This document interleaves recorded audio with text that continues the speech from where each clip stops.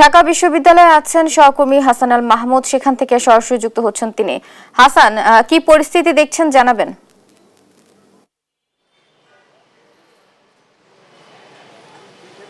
ধন্যবাদ আপনাকে। আমরা এই মুহূর্তে আছি শরীফ ওসমান হাদিকে, যেখানে গতকালকে সমাহিত করা হয়েছে সেই জাতীয় কবি কাজী নজরুল ইসলামের সমাধি কমপ্লেক্সের পাশে অবস্থান করছি, যেখানে আমরা দেখছি যে সকাল থেকে অসংখ্য মানুষ আসছেন শরীফ ওসমান হাদির কবর জিয়ারতের জন্য, এবং তারা প্রার্থনা করছেন নিজেদের মতো করে। এবং সেখানে তারা যেটি বলছেন যে শরীফ ওসমান হাদিকে নানাভাবে আসলে মেরে ফেলতে চেয়েছিল আধিপত্যবাদের সহযোগী সদস্যরা। তবে আসলে শরীফ ওসমান হাদিকে আসলে কোনোভাবেই মেরে ফেলা সম্ভব হয়নি। তিনি আসলে সাধারণ মানুষের মাঝে আসলে নতুন করে জাগ্রত হয়েছেন।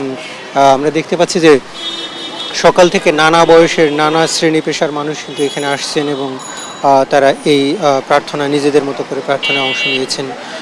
একই সাথে আইনশৃঙ্খলা রক্ষাকারী বাহিনীর সদস্যরা এখানে কিন্তু যথেষ্ট তৎপর রয়েছে, এবং কোনো ধরনের বিশৃঙ্খলা যাতে না হয় সে কারণে কিন্তু কবরের মেইন যে কমপ্লেক্স যেটি রয়েছে সেখানে কিন্তু কোনোভাবে ঢুকতে দেওয়া হচ্ছে না। বাইরে রাস্তায় দাঁড়িয়ে কিংবা বাহিরে মূল কমপ্লেক্সের বাইরে থেকে কিন্তু সাধারণ মানুষ নিজেরা প্রার্থনায় অংশ নিচ্ছেন এবং তারা প্রার্থনা করছেন। এবং তারা যেটি বলছেন যে শরীফ ওসমান হাদি তিনি অমর হয়ে গিয়েছেন, এবং সাধারণ মানুষ যেভাবে তাকে গ্রহণ করেছে, গতকালকে আমরা দেখেছি যে লক্ষ লক্ষ মানুষ তার জানাজায় অংশ নিয়েছেন, সেটি আসলে নজিরবিহীন একটি অবস্থা। এবং তিনি যে ইনসাফের বাংলাদেশ প্রতিষ্ঠার স্বপ্ন দেখেছিলেন, নতুন একটি রাজনৈতিক ধারা বিনির্মাণ করতে চেয়েছিলেন, সেই ধারাকে প্রতিষ্ঠিত করবার জন্যই কিন্তু তারা আহ্বান জানিয়েছেন যারা রাজনীতি করতে চায় তাদেরকে আসলে ওসমান হাদির যে আদর্শ সেটিকে বাস্তবায়ন করবার জন্য সাধারণ মানুষ আসলে মনে করছেন যে সেটি একমাত্র বাংলাদেশের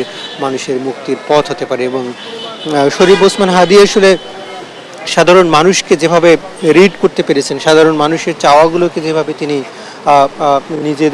নিজের মধ্যে নিতে পেরেছেন, সেটি আসলে খুব কম সময়ের মধ্যে সাধারণ মানুষের কাছে তিনি তার যে জনপ্রিয়তা সেটি তৈরি করে ফেলেছে। এবং আমরা দেখেছি যে গত বছরই আছে জুলাই অভ্যুত্থানের পরে তিনি ইনকিলাব মঞ্চ তৈরি করে ফেলেছিলেন, এবং সেই ইনকিলাব মঞ্চের মাত্র 15-16 মাসের যে জার্নি ছিল, সেই 15-16 মাসেই কিন্তু ইনকিলাব মঞ্চ সারা বাংলাদেশের মানুষের কাছে পরিচিত হয়ে ওঠে।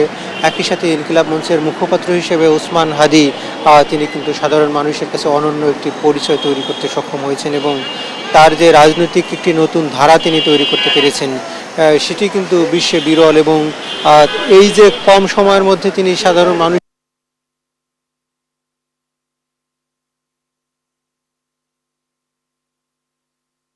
সাধারণ মনে করছে, এবং অন্যান্য অনেকে আসলে নানাভাবে বিতর্কিত হয়েছে, নানা দুর্নীতির সাথে নানা অনিয়মের সাথে কোনো না কোনোভাবে সম্পৃক্ত হতে পেরেছে। এবং তবে সেক্ষেত্রে জুলাইয়ের অন্যতম কাণ্ডারি ওসমান হাদি কিন্তু সবচেয়ে ব্যতিক্রম ছিলেন, এবং তাকে কোনোভাবে কোনো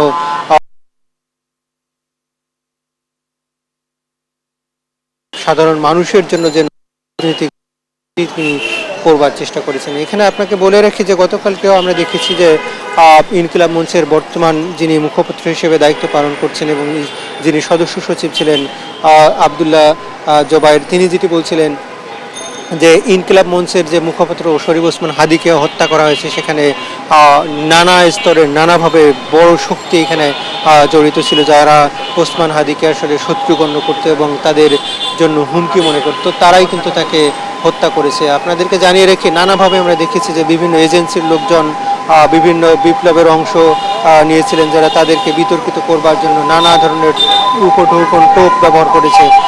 তবে ওসমান হাদি অনেকেই সেইগুলোতে পা দিয়েছে এবং তারা নানাভাবে বিতর্কিত হয়েছে। তবে ওসমান হাদিকে আসলে কোনোভাবে বিতর্কিত করবার সক্ষম হয়নি। আমরা দুজনের সাথে একটু কথা বলতে চাই। আপনার সাথে একটু কথা বলা যাবে? আপনি কোথা থেকে এসেছিলেন? আমরা বনশ্রী থেকে আসছি। কি মনে হয় ওসমান হাদিকে আসলে কতটুকু শেষ করে দেওয়া সম্ভব হলো তার মৃত্যুর মধ্যে দিয়ে? এটা তো বলার বিষয় না। উনি দেশের জন্য, দেশের মানুষের জন্য যে নিজের প্রাণ বিসর্জন দিয়েছে, এটা দেখতে আসছি ওনার কবরস্থান, এই জন্য আসছি আমরা। উনি কিভাবে মানুষের মধ্যে বেঁচে থাকবেন, তার আদর্শ, সে যে কার্যকলাপগুলো করে গেছে ওগুলাতে অনেক কিছু শিকার আছে, ওগুলা দেখা মানুষ শিখবে। ধন্যবাদ আপনাকে। আমরা শুনছিলাম যে আসলে সাধারণ মানুষ আসলে মনে করছেন যে এই মুহূর্তে জুলাইয়ের অভ্যুত্থানের অন্যতম নায়ক শরীফ ওসমান হাদি কিন্তু সাধারণ মানুষের মাঝে আসলে নানাভাবে অমর হয়ে থাকবেন। তিনি যেহেতু একটি ইনসাফের বাংলাদেশ গড়বার জন্য তার যে লড়াই সংগ্রাম চালিয়ে গিয়েছেন এবং সেটি তিনি অকাতরে নিজেদের মতো করে বলে গিয়েছেন। আমরা দেখেছি যে আধিপত্যবাদের বিরুদ্ধে অনেকেই কথা বলেছেন, তবে শরীফ ওসমান হাদির মতো ভোকাল থেকে আসলে এত মুক্ত কণ্ঠে আসলে কেউ এই ভারতীয় আধিপত্যবাদের বিরুদ্ধে কথা বলতে পারেনি। আমরা আরেকজনের সাথে একটু কথা বলতে চাই। আপনি কোথা থেকে এসেছিলেন? আমি গাজীপুর থেকে আসছি। এখানে দেখতে আসলাম হাদি ভাইয়ের দাফন দেওয়া হয়েছে, দেখলাম খুবই কষ্টদায়ক, দেখতে আসলাম। কিভাবে বেঁচে থাকবে বলে মনে করছেন? উনি তো একজন বিপ্লবী জনতা ছিলেন, জনগণের জন্য কাজ করছেন, তার কাজটা অনেক দরকার ছিল দেশে। এখন তাকে যেভাবে মারা হয়েছে আমরা চাই যে তার যেন একটা যথাযথ শাস্তি হয়, খুনিদের যেন দেশে নিয়ে এসে শাস্তি দেওয়া হয়, আমরা এটাই চাওয়া।